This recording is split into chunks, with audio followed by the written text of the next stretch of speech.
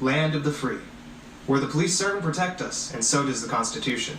You can try all you want with your constitutional bull, all right? A lot of people still cling to this romantic idea that we are so free simply because we live in the United States, complete with laws and constitutional amendments that are there supposedly to protect our freedoms. Does this paint an accurate picture of reality? The Fourth Amendment is supposed to protect us from things like warrantless searches and seizures of ourselves and our belongings. The Fifth Amendment is supposed to protect our right to remain silent, to protect individuals from being forced to incriminate themselves, and to protect our right to refuse to answer questions from government agents. A lot of Americans now have gotten used to and even praise the practice of suspicionless detainments, questioning, and searches, believing that as long as it's for our safety and security, it's a good thing. But some individuals who still understand and care about their rights choose not to comply with these suspicionless searches, seizures, and interrogations. But what usually happens when those individuals attempt to exercise their rights at suspicionless checkpoints?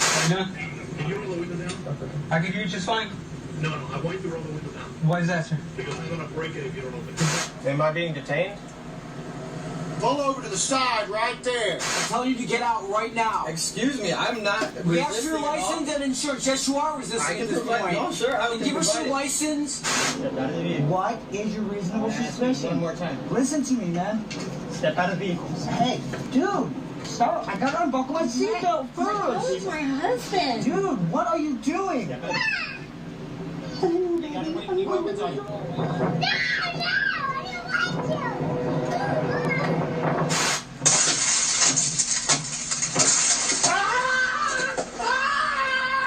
More often than not, when individuals simply ask the question, am I being detained or am I free to go, no matter how politely, are met with hostility from the police, and oftentimes ridicule and condemnation from their fellow citizens. Most of the time, when citizens exercise their right to refuse a warrantless search of themselves or their belongings, the police will just use their canines to give themselves permission to search whatever they want. Sir, I just want you to let... I don't consent to any searches. I don't consent to search, sir. Sir, I don't consent to any searches. Time and time again, it has been discovered that police have trained their canines to produce fake hits and false alerts, yet canines are still widely used by police departments all over the country, even going as far as dog swearing ceremonies, as a way to ensure the public that using canines in place of warrants is a constitutional and honest practice.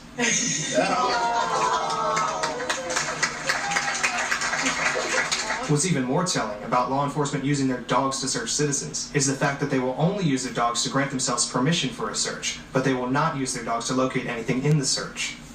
Suspicionless checkpoints have now been normalized into our society.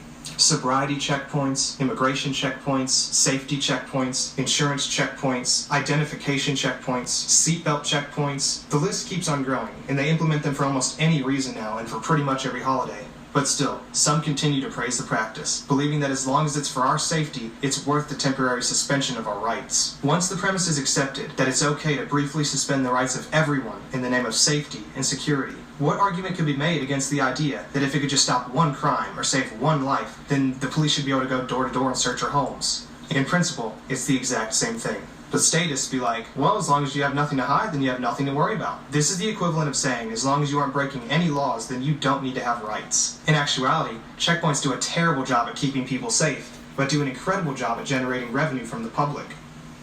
Checkpoints nowadays have become nothing more than legalized shakedowns and fundraisers for police departments.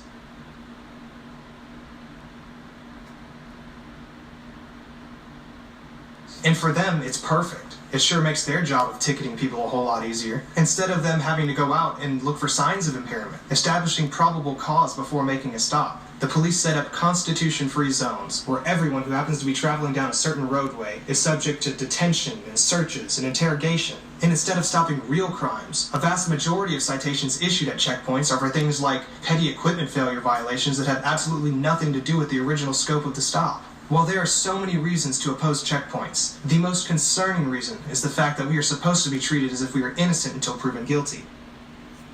Let me know what y'all think about these. I mean, you have to wonder why this is going on. Are the cops really feeding off of you now for revenue for the cities to collect the money? Are they really looking for crime? Because I see more cops revenuing your money for the cities than I do them busting crime. It's ridiculous. Your constitutional rights are there for a reason, but they use it against you. You know, when you use your constitutional rights, they say, what do you got to hide? This is a big game they play, a big game they've been taught. So stand up for your constitutional rights or you're going to lose them. Hey, subscribe. See you.